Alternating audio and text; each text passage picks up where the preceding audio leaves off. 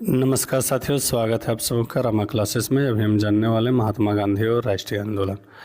ये आपके लिए बीपीएससी टीचर, जेपीएससी, जेटेट और इस प्रकार के जो भी एसएससी या फिर आरआरबी ग्रुप की जितने भी परीक्षाएं हैं उनके लिए बहुत ही महत्वपूर्ण है। इस चैप्टर से क्वेश्चन आते ही आते हैं। हम यहाँ राष्ट्रीय आंदोलन और महात्मा गांधी दोनों को देखने वाले हैं, तो वीडियो के अंत तक बने रहें। और अगर चैनल पर नए हैं तो चैनल को ज़रूर सब्सक्राइब करें। साथ ही साथ अगर आप फेसबुक पेज पे हैं तो आप पेज को ज़रूर लाइक और फॉलो कर लें। आइए देखते हैं महात्मा गांधी और राष्ट्रीय आंदोलन। सबसे पहले हम जानेंगे महात्मा गांधी को। तो महात्मा गांधी का जन्म जो हुआ था 2 अक्टूबर 1869 गुजरात के पोरबंदर में। पिता का नाम करमचंद गांधी, माता का नाम पुतलीबाई। बचपन में बहुत ही शर्मीले स्वभाव के थे और बचपन में इनका नाम जो था वो मन्नू था। अल्पायु 13 वर्ष में ही इनका शादी हो गया। उसके बाद हम लोग जानते हैं महात्मा गांधी दक्षिण अफ्रीका। तो उसके बाद वो पढ़ने के लिए चल गए। सेठ अब्दुल्ला के नियंत्रण पर 1893 ईस्वी में महात्मा गांधी जी दक्षिण अफ्रीका गए। कहाँ गए? दक्षिण अफ्रीका। किस लिए? तो एक मुकदमा लड़ने के लिए। महात्मा गांधी अफ्रीका जाने का सिलसिला यहीं से शुरू हुआ, लेकिन यहाँ भारतीयों के साथ भेदभाव देखकर गांधी जी अंदर से ही विचलित हो गए और यही कारण है कि उन्होंने इस भेदभाव को समाप्त करने का संकल्प लिया। दक्षिण अफ्रीका में गांधी जी रंगभेद का सामना किए। गांधी जी दक्षिण अफ्रीका में लगभग 20 साल बिताए। कितने साल? 20 साल। रंगभेद खुलकर विरोध किया और फिर दक्षिण अफ्रीका में रहने वाले काले लोगों का इस भेदभाव से आज़ादी दिलाई। दक्षिण अफ्रीका में ही महात्मा गांधी ने पहली बार यह हिंसात्मक विरोध की विशिष्ट तकनीक सत्याग्रह का इस्तेमाल किया, जिसमें विभिन्न धर्मों के बीच सौहार्द बढ़ाने का प्रयास किया। उच्च जाति भारतीयों को निम्न जातियों और महिलाओं के प्रति भेदभाव वाले व्यवहार के लिए चेतावनी दी। नोट: इसलिए चंद्रन देवनेसन ने कहा, दक्षिण अफ्रीका ने गांधी जी को महात्मा बनाया। गांधी जी को महात्मा किसने बनाया? तो दक्षिण अफ्रीका ने बनाया। ये बात तय है ना। उसके बाद गांधी जी आ गए हैं स्वदेशी आंदोलन में। भारत में स्वदेशी आंदोलन कब? 1905-1907 में शुरू हुआ। उसमें गांधी जी यहाँ नहीं थे, दक्षिण अफ्रीका में ही थे। और स्वदेशी आंदोलन में प्रमुख जो नेता थे कौन कौन थे? तो बाल गंगाधर तिलक, बिपिन चंद्र पाल, लाला लाजपत राय। इन्हीं को लाल बाल पाल के नाम से भी जाना जाता है। इन लोगों ने अंग्रेजों शासन के प्रति हिंसा का रास्ता अपनाने की सिफारिश की। अब स्वदेशी आंदोलन तो चल ही रहा था, इसी बीच महात्मा गांधी का आगमन होता है। तो गांधी जी का आगमन देखते हैं। 9 जनवरी 1915 ईस्वी, डेट याद रखिएगा, 9 जनवरी 1915 ईस्वी को महात्मा गांधी दक्षिण अफ्रीका में सत्याग्रह सफल प्रयोग करने के बाद भारत आए। इसी उपलक्ष्य में 9 जनवरी को यह प्रवासी दिवस मनाते हैं हम लोग। कौन दिवस मनाते हैं? यह प्रवासी दिवस। भारत लौटने के बाद गांधी जी ने राष्ट्रीय कांग्रेस नेता से मिलकर उनके साथ विचार विमर्श किया। उन्होंने गोपाल कृष्ण गोखले को अपना राजनीतिक गुरु बनाया और भारतीय राजनीति के अध्ययन के लिए सारे देश भ्रमण किए। किसने? महात्मा गांधी ने। तो गोपाल कृष्ण गोखले के आध्यात्मिक व राजनीतिक गुरु महादेव गोविंद रानाडे थे। तो गोपाल कृष्ण गोखले के भी गुरु थे। वो कौन थे? महादेव गोविंद रानाडे। महादेव गोविंद रानाडे थे। गोपाल कृष्ण गोखले ने गांधी जी को 1 वर्ष तक ब्रिटिश भारत की यात्रा करने की सलाह दी। तो उन्होंने बताया कि 1 साल तक ब्रिटिश भारत का यात्रा कीजिए, देखिए, जिससे कि वे इस भूमि के लोगों को जान सके। 1915-1916 के दौरान महात्मा गांधी ने तीसरे दर्जे की यात्रा की और समाज में कष्टों को जानने की कोशिश की। क्या जानने की कोशिश की? कष्टों को। देश में फैली अज्ञानता या शिक्षा, गरीबी, बेरोजगारी, सांप्रदायिकता, छुआछूत, ये सब उन्हें मिला और उनसे उन्हें दुख भी हुआ। उन्होंने अपने आप को राष्ट्रपिता के लिए समर्पित कर दिया। अब उसके बाद हम लोग जानेंगे BHU के बारे में। किसके बारे में? BHU, बनारस हिंदू विश्वविद्यालय। महात्मा गांधी की पहली महत्वपूर्ण सार्वजनिक उपस्थिति फरवरी 1916 में बनारस हिंदू विश्वविद्यालय के उद्घाटन समारोह में हुआ। इस समारोह में आमंत्रित व्यक्तियों में वे राजा व मानव प्रेमी थे, जिनके द्वारा दिए गए दान ने बनारस हिंदू विश्वविद्यालय की स्थापना में योगदान किया। तो बनारस हिंदू विश्वविद्यालय के उद्घाटन समारोह में बाकी लोगों से मिले। अच्छा देखिए क्या क्या उसमें हुआ। समारोह में आमंत्रित व्यक्तियों में एनी बेसेंट जैसे महत्वपूर्ण नेता भी थे। वहाँ जब गांधी जी को बोलने की बारी आई तो उन्होंने मजदूर गरीबों को अपने ओर ध्यान आकृष्ट किया और फिर भारतीय विशिष्ट वर्ग को आड़े हाथ लिए। विशिष्ट वर्ग का मतलब उच्च जाति कह सकते हैं। उन्होंने कहा, हमारे लिए स्वशासन का तब तक कोई अभिप्राय नहीं जब तक हम किसानों से उनके श्रम का लगभग संपूर्ण लाभ स्वयं और फिर अन्य लोगों को ले जाने की अनुमति देते हैं। हमारी मुक्ति केवल किसानों के माध्यम से हो सकती, न तो वकील, न डॉक्टर, न जमींदार इसे सुरक्षित रख सकते हैं। दिसंबर 1916 में लखनऊ में हुई एक वार्षिक अधिवेशन कांग्रेस ने बिहार चंपारण से आए किसानों ने उन्हें वहां अंग्रेज नील उत्पादकों द्वारा किसान के प्रति किए जाने वाले कठोर व्यवहार के बारे में बताया। अब देखिए 1916 की बात है, दिसंबर में ही क्या हुआ, कांग्रेस का अधिवेशन था। तो चंपारण से कुछ किसान आए थे जो कि वहाँ नील उत्पादक जो थे वो किसानों के प्रति क्या कठोर व्यवहार करते थे उसके बारे में बात की। अब गांधी जी का प्रारंभिक आंदोलन शुरू होता है। चंपारण, अहमदाबाद और खेड़ा। इम्पोर्टेंट क्वेश्चन है, इम्पोर्टेंट टॉपिक है, किसी भी भाग को स्किप किए बिना वीडियो के अंत तक बने रहेंगे। साथ ही साथ फिर एक बार कहेंगे, अगर आप चैनल पर नए हैं तो चैनल को ज़रूर सब्सक्राइब कर लें, और अगर आप फेसबुक पेज पर हैं तो फेसबुक पेज को लाइक और फॉलो करके अपने दोस्तों के साथ भी शेयर करें। चंपारण किसान आंदोलन 1917।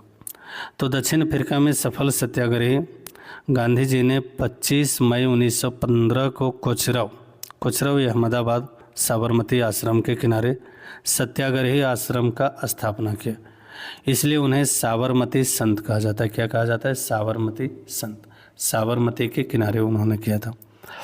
इसी दौरान बाबू राजेंद्र प्रसाद राम कुमार शुक्ल के आग्रह पर गांधी जी ने चंपारण बिहार की ओर कूच किया। तो उन्होंने बाबू राजेंद्र प्रसाद ने बोला कि चलिए बिहार। महात्मा गांधी 1917 में चंपारण में पहला बड़ा प्रयोग किया। चंपारण जिले में बिहार के 9 चंपारण जिला था, उसमें 9 नंबर में चंपारण में किसानों ने नील की खेती के लिए काम करने पर मजबूर, वहाँ पर किसानों को नील की खेती के लिए काम करने के लिए मजबूर किया जाता था। किसानों को अपनी ज़मीन का लगभग 3/20 भाग पर नील का खेती करना ही होता था तथा उन्हें उनके मालिक के द्वारा तय दाम पर बेचा जाता। इसी को 3 कठिया पद्धति भी कहा जाता था। क्या कहा जाता था? 3 कठिया पद्धति। 3 कठिया पद्धति क्या है? तो कम से कम 3/20 भाग पर नील की खेती करना होता चंपारण के किसान को, और उसी को 3 कठिया पद्धति कहा जाता था।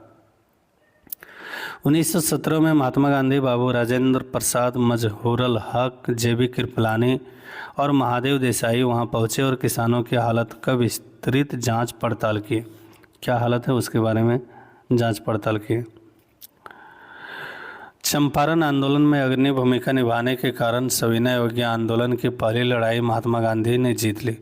खेत मालिकों के साथ समझौते के तहत संवैधानिक तरीकों से किसानों के लिए हुए धन का 25% उन्हें वापस करने की बात तय हुई, और महात्मा गांधी 1917 का अधिकांश समय किसानों के लिए बीता। और 1917 का जो अधिकांश समय है वो किसके लिए बीता? किसानों के लिए। तो चंपारण आंदोलन में अग्रणी भूमिका निभाने के कारण गांधी जी को अलग अलग उपाधियां जो मिली। सबसे पहले महात्मा का उपाधि मिला रविंद्रनाथ टैगोर से। दूसरा, मलंग बाबा खान अबुल गफार खान ने गांधी जी को मलंग बाबा की उपाधि दी, जिसका मतलब होता है नंगा फकीर। मलंग बाबा नंगा फकीर। दूसरा आंदोलन खेड़ा सत्याग्रह आंदोलन 1918 में महात्मा गांधी ने गुजरात के खेड़ा जिले के किसानों के लिए फसल चौपट हो जाने के कारण सरकार द्वारा लगान में छूट न दिए जाने की वजह से सरकार के विरुद्ध किसानों का साथ दिया। किसका साथ दिया? किसानों का। 22 मार्च 1918 को गांधी जी ने इस आंदोलन की भागदौड़ संभालते हुए ब्रिटिश सरकार को लगान माफ़ करने के लिए मजबूर किया। फसल खराब हो जाने और प्लेग महामारी के कारण और खेड़ा जिले के किसान लगान चुकाने की हालत में नहीं थे, इसलिए उन्होंने माफ़ करवाया। इस आंदोलन को हार्डीमैन ने गांधी जी का प्रथम सफल सत्याग्रही आंदोलन कहा। मतलब गांधी जी का अगर पहला कोई सफल आंदोलन हुआ तो खेड़ा सत्याग्रह, ये कथन किसका था? हार्डीमैन का था। किसका? हार्डीमैन। और उसके बाद तीसरा, अहमदाबाद मिल मजदूर। अहमदाबाद के मिल मजदूरों व मालिकों के मध्य 1818 में प्लेग बोनस को लेकर विवाद उत्पन्न हो गया।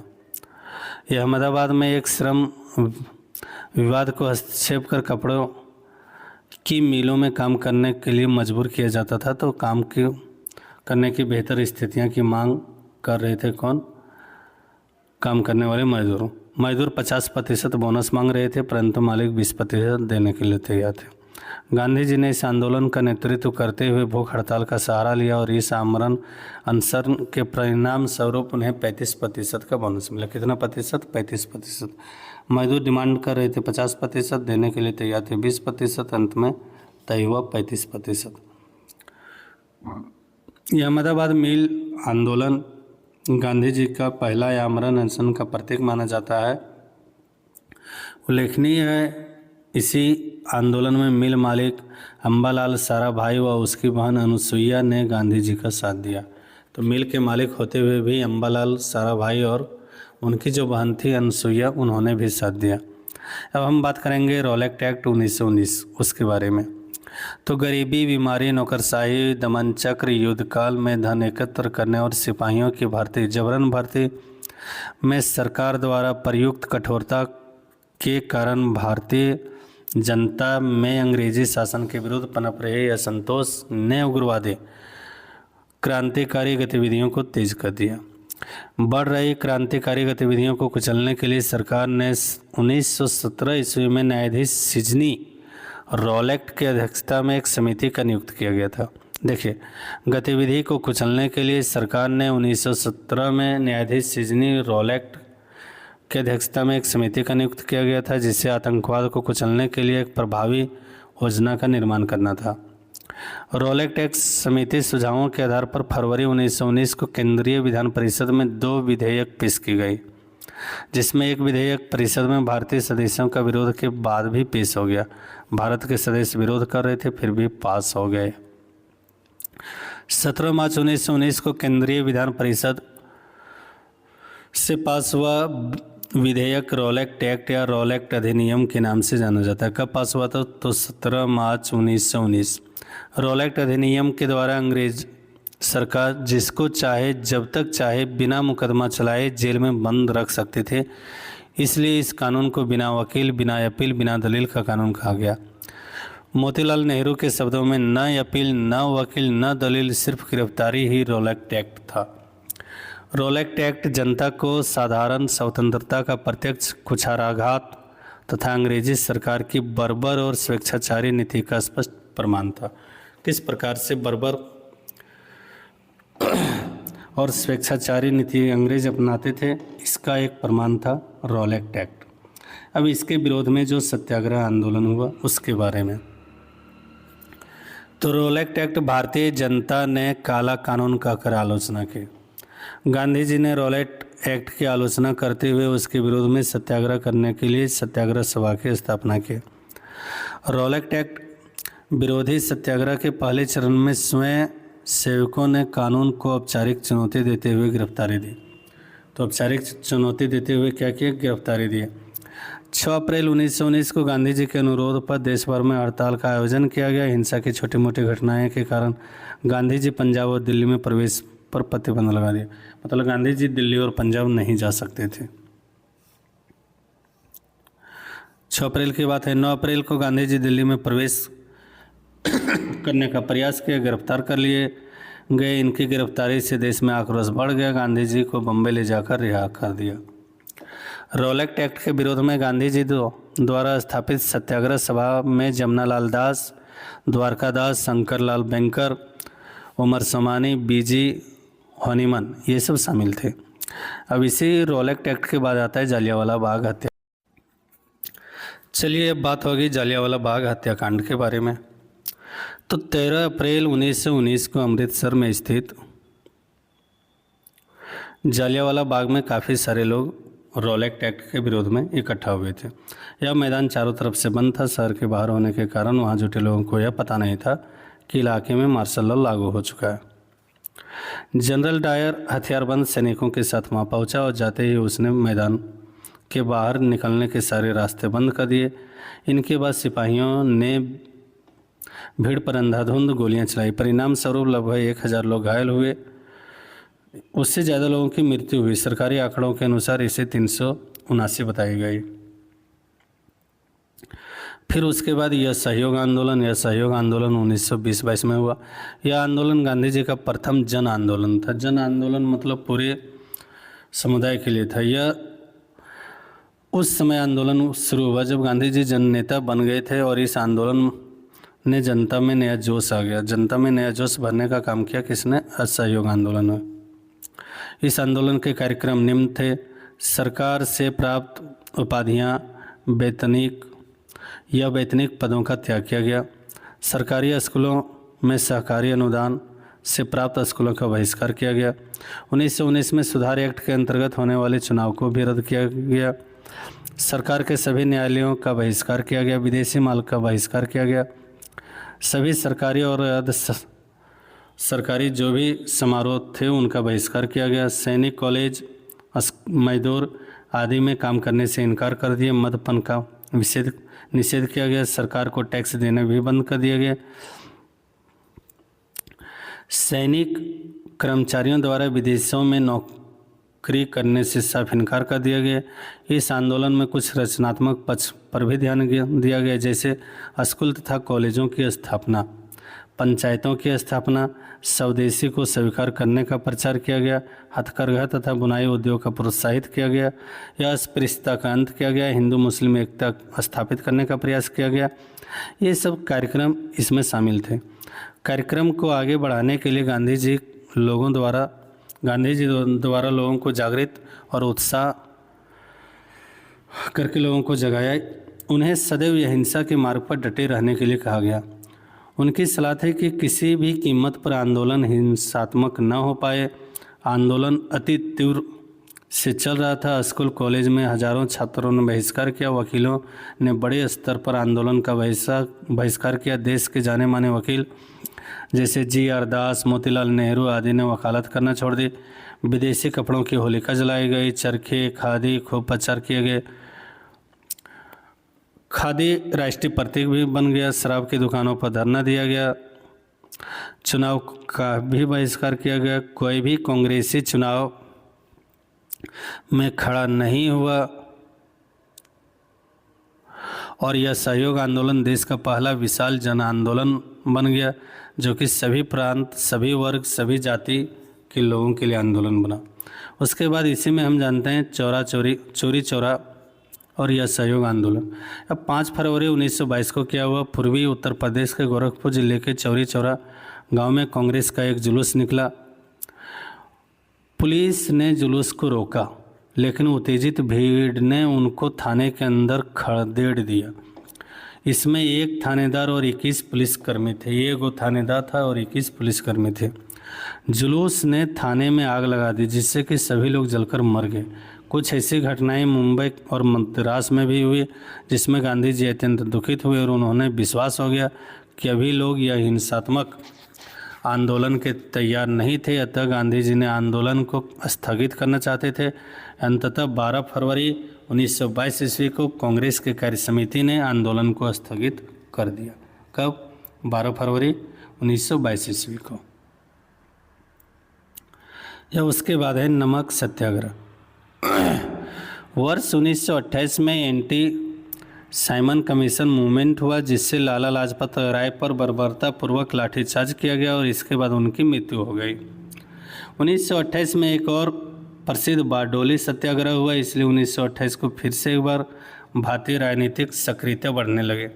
1929 में कांग्रेस के लाहौर अधिवेशन में नेहरू को इसके अध्यक्ष चुने गए और फिर इस सत्र में पूर्ण स्वराज को आदर्श वाक्य के रूप में घोषित किया गया। 26 जनवरी 1930 ईस्वी को गणतंत्र दिवस भी मनाया गया। उस समय स्वतंत्र दिवस मनाया जाता था। नमक सत्याग्रह या फिर दांडी यात्रा। गणतंत्र दिवस के पालन के बाद गांधी जी ने नमक कानून को तोड़ने के लिए मार्च की अपनी योजना की घोषणा की। यह कानून भारतीयों के व्यापक रूप से नापसंद किया गया था, क्योंकि इसने राज्य में नमक के निर्माण और बिक्री में एकाधिकार प्राप्त था। मतलब नमक कानून को तोड़ना है। क्यों तोड़ना है? तो नमक कानून जो था उसके कारण नमक का निर्माण और बिक्री का एकाधिकार प्राप्त हो गया था। 12 मार्च 1930 ईस्वी को गांधी जी के आश्रम साबरमती आश्रम से सागर तक मार्च शुरू किया। वह किनारे पर पहुंच गए, नमक बनाया और इस तरह से कानून की नज़र में खुद को अपराधी बना लिया। देश के इन हिस्सों में इस दौरान कई समानांतर नमक मार्च किए गए। आंदोलन में किसान, श्रमिक वर्ग, कारखानों में श्रमिकों, वकीलों, यहाँ तक कि ब्रिटिश सरकार और भारतीय अधिकारियों ने भी इसका समर्थन किया और अपनी नौकरी छोड़ दी। वकील आंदोलन का बहिष्कार किया, किसानों ने कर देना बंद कर दिया, आदिवासियों ने वन कानून को तोड़ा, किसान कारखानों या मिलों में हमले होने लगे। सरकार ने यह संतुष्टों और सत्याग्रहियों को बंद करके जवाब दिया। 60,000 भारतीयों को गिरफ्तार किया गया। गांधी जी समेत कांग्रेस के विभिन्न उच्च नेताओं को गिरफ्तार किया गया। एक अमेरिकी पत्रिका टाइम्स को शुरू में गांधी जी के बल पर संदेह हुआ और उन्होंने लिखा कि नमक मार्च सफल नहीं होगा, लेकिन बाद में यह लिखा कि इस मार्च ने ब्रिटिश शासकों को हताश रूप से चिंतित कर दिया। और उसके बाद कांग्रेस का लाहौर अधिवेशन और पूर्ण स्वराज। तो जब नेहरू रिपोर्ट को अस्वीकार कर दिया गया तो उनका वास्तविक उद्देश्य समाप्त हो गया। अतः कांग्रेस ने कलकत्ता अधिवेशन में औपचारिक स्वराज के स्थान पर पूर्ण स्वराज को अपना लक्ष्य बनाया। 31 दिसंबर 1929 को लाहौर में रावी नदी के किनारे पूर्ण स्वराज का प्रस्ताव पारित किया गया। पंडित जवाहरलाल नेहरू के अनुसार हम भारत के लिए पूर्ण स्वतंत्रता चाहते हैं। कांग्रेस ने न कभी स्वीकार किया, न कभी स्वीकार करेगी। किसी भी प्रकार ब्रिटिश संसद हमको आदेश दे, हम उससे कोई अपील नहीं करेंगे, लेकिन हम पार्लियामेंट और विश्व की आत्मा से अपील करते हैं और उनसे घोषणा करते हैं कि भारत किसी भी विदेशी नियंत्रण को स्वीकार नहीं करेगा। इस अविस्मरणीय सम्मेलन में हजारों लोगों ने भाग लिया और पूर्ण स्वराज का प्रण लिया। 26 जनवरी 1930 को संपूर्ण भारतवर्ष में स्वतंत्रता दिवस प्रतीक रूप से मनाया जाए। यह हिंसात्मक आंदोलन आरंभ करने की भी बात कही गई। तो ये दोनों हो गया नेहरू का पूर्ण स्वराज की मांग। उसके बाद हम लोग जानेंगे गोलमेज सम्मेलन।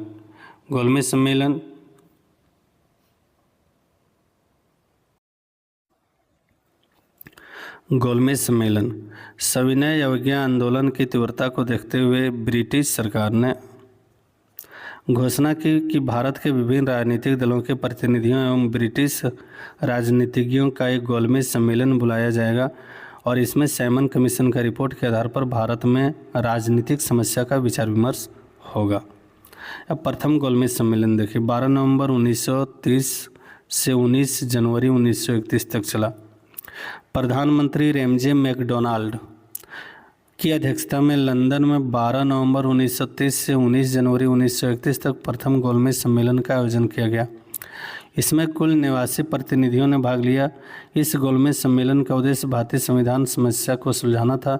चूँकि कांग्रेस ने इस सम्मेलन में भाग नहीं लिया, अतः इस सम्मेलन में कोई भी निर्णय नहीं लिया जा सका। सम्मेलन अनिश्चित काल हेतु स्थगित कर दिया गया। डॉक्टर अंबेडकर और जिन्ना ने इस सम्मेलन में भाग लिया था। अब गांधी इरविन समझौता। ब्रिटिश सरकार ने प्रथम गोलमेज सम्मेलन में समझ गए कि बिना कांग्रेस के सहयोग का कोई भी फैसला संभव नहीं है। वायसराय लॉर्ड इरविन ने महात्मा गांधी के बीच में 5 मार्च 1931 को समझौता हुआ और इस समझौते में लॉर्ड इरविन ने स्वीकार किया कि क्या स्वीकार किया, हिंसा के आरोपियों को छोड़कर सभी बाकी राजनीतिक बंदियों को रिहा कर दिया जाएगा, भारतीयों को समुद्र किनारे नमक बनाने का अधिकार दिया जाएगा, भारतीय शराब व विदेशी कपड़ों की दुकानों के सामने धरना दे सकता है, आंदोलन के दौरान त्यागपत्र देने वाले को उन्हें पदों पर पुनः बहाल कर दिया जाएगा, आंदोलन के दौरान जब्त की गई संपत्ति वापस की जाएगी। और क्या शर्त था? कांग्रेस की ओर से गांधी जी ने निम्न शर्त स्वीकार किया, सविनय अवज्ञा आंदोलन स्थगित कर दिया जाएगा, कांग्रेस द्वितीय गोलमेज सम्मेलन में भाग लेगी, कांग्रेस ब्रिटिश सामान का बहिष्कार नहीं करेगी, गांधी जी पुलिस की ज्यादतियों की जांच की मांग छोड़ देंगे।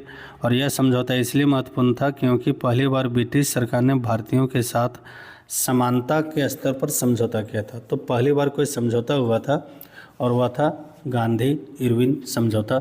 इससे पहले कोई भी समझौता भारतीयों के साथ ब्रिटिश सरकार नहीं करती थी। और उसके बाद है द्वितीय गोलमेज सम्मेलन 7 दिसंबर 1931 से 1 दिसंबर 1931 के बीच में, 7 सितंबर से 1 दिसंबर 1931 के बीच में। 7 सितंबर 1931 को लंदन गांधी जी गोलमेज सम्मेलन, लंदन गांधी जी गए, गोलमेज सम्मेलन शुरू हुआ। इसमें गांधी जी, अम्बेडकर, सरोजनी नायडू, मदन मोहन मालवीय आदि पहुँचे। 30 नवंबर को गांधी जी ने कहा कि कांग्रेस ही एकमात्र ऐसी पार्टी है जो सांप्रदायिक नहीं है एवं समस्त भारतीय जातियों का प्रतिनिधित्व करती है। गांधी जी ने पूर्ण स्वतंत्रता की मांग की। ब्रिटिश सरकार ने गांधी जी इस मांग को नहीं माना। भारत में इन सांप्रदायिक दलों ने अपनी अपनी जाति के लिए पृथक पृथक प्रतिनिधित्व की मांग की। एक और गांधी जी चाहते थे कि भारत में सांप्रदायिक समाप्त हो, जबकि अन्य दल सांप्रदायिकता बढ़ाने के लिए प्रयासरत थे। इस तरह गांधी जी निराश होकर लौट आए। गांधी जी ने भारत लौटकर 3 जनवरी 1932 को फिर से सविनय अवज्ञा आंदोलन शुरू किए, जो 1 मई 1933 तक चला। गांधी जी व सरदार पटेल को गिरफ्तार कर लिया गया। कांग्रेस गैरकानूनी संस्था घोषित किया गया। उसके बाद है पूना पैक्ट या फिर कम्युनल अवार्ड। जब दूसरा गोलमेज सम्मेलन 7 सितंबर 1931 को ब्रिटिश सरकार ने घोषणा की थी तो सांप्रदायिक समस्या का हल करने के लिए भारतीय असफल रहे। इसलिए सरकार ने इस समस्या का समाधान करेगी और इस घोषणा के बाद मुसलमानों, सिखों, भारतीय ईसाई आदि को पृथक प्रतिनिधित्व दिया गया। चूँकि इस घोषणा को 16 अगस्त 1932 को प्रधानमंत्री रैमजे मैकडोनाल्ड ने किया था, इसे कम्युनल अवार्ड असंप्रदायिक पंचाट भी कहा जाता है। हिंदू समाज में हरिजनों को अलग कर दिया गया और मूल रूप से देखा गया तो यह घोषणा फूट डालो और राज करो की नीति पर अपनाई गई। गांधी जी ने कहा अगर सरकार इस सांप्रदायिक निर्णय की घोषणा करती तो वे आमरण अनशन पर उतर आएंगे। सरकार ने इस पर कोई ध्यान नहीं दिया। अंततः गांधी जी को आमरण अनशन करने की चेतावनी दी।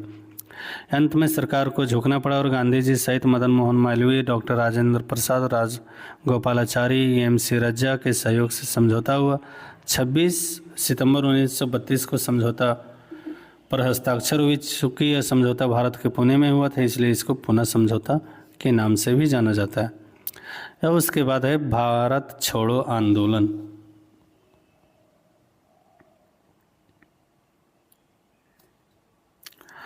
क्रिप्स मिशन की विफलता के बाद गांधी जी ने 1942 में बम्बई से भारत छोड़ो आंदोलन शुरू किया।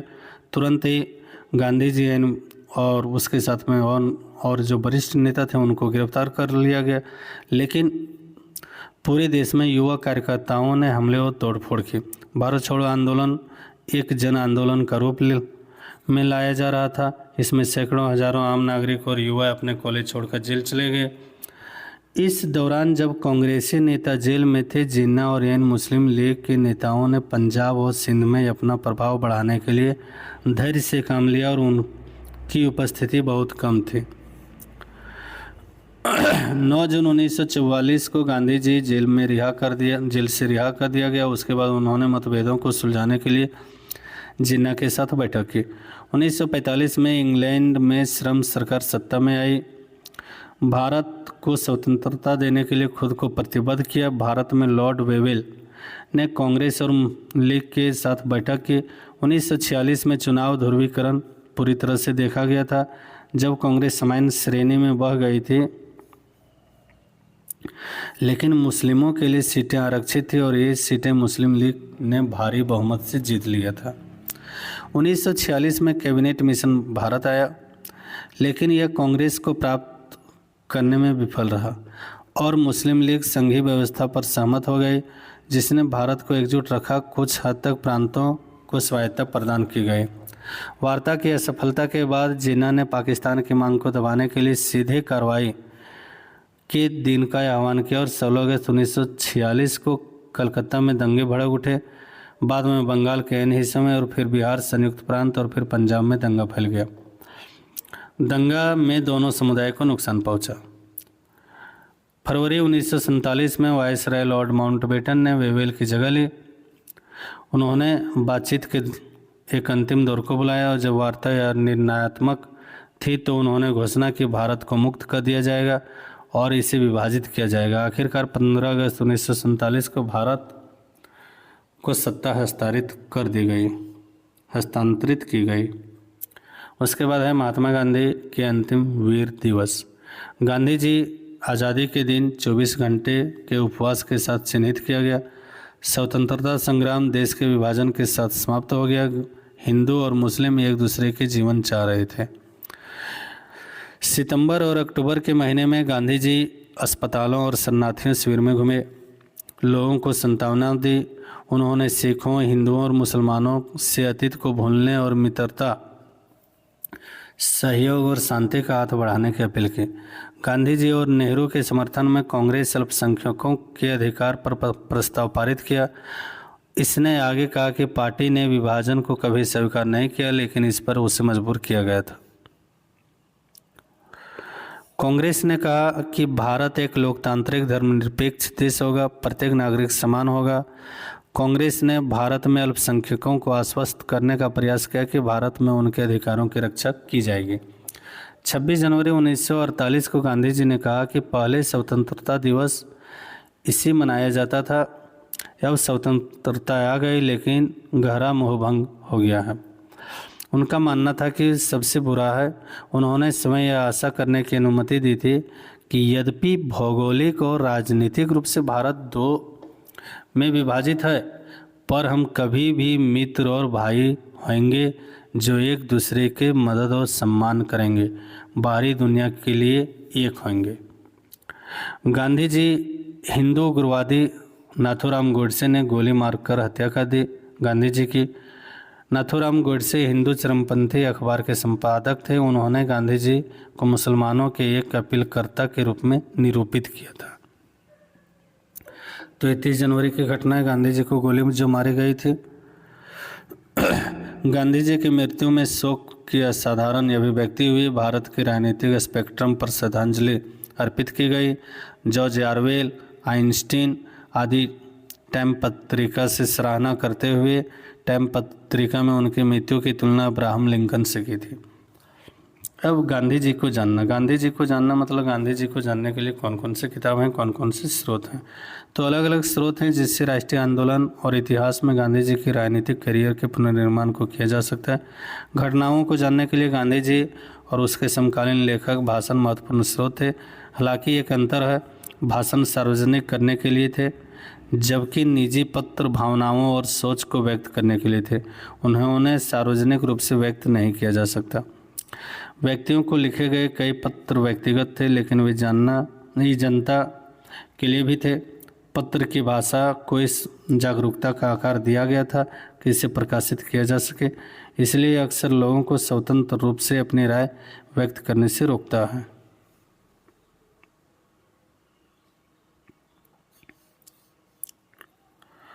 आत्मकथाएं हमें अतीत का लेखा जोखा देती है, लेकिन इसे पढ़ते और व्याख्या करते समय सावधानी बरतने की ज़रूरत होती है। वे लेखक की स्मृति के आधार पर लिखे गए हैं। सरकारी अभिलेख, आधिकारिक पत्र भी इतिहास जानने के लिए महत्वपूर्ण स्रोत थे, लेकिन इनकी सीमाएं भी है। क्योंकि ये ज़्यादातर पक्षपाती थे, इसलिए इसे सावधानी से व्याख्या करने की आवश्यकता होती है। अंग्रेजी और वर्नाक्यूलर में समाचार पत्र की भाषाओं में गांधी जी के आंदोलन, राष्ट्रीय आंदोलन की स्वतंत्रता आंदोलन, गांधी जी के बारे में भारतीयों की भावना को ट्रैक किया। समाचार पत्र को उतने अयोग्य रूप से नहीं देखा जाना चाहिए क्योंकि वे उन लोगों द्वारा प्रकाशित किए गए जिनके पास राजनीतिक राय और विचार थे। तो इसी के साथ गांधी जी और भारतीय राष्ट्रीय स्वतंत्रता का ये विषय समाप्त होता है। आप सब वीडियो के अंत तक बने रहे, इसके लिए आप सबों का बहुत बहुत धन्यवाद।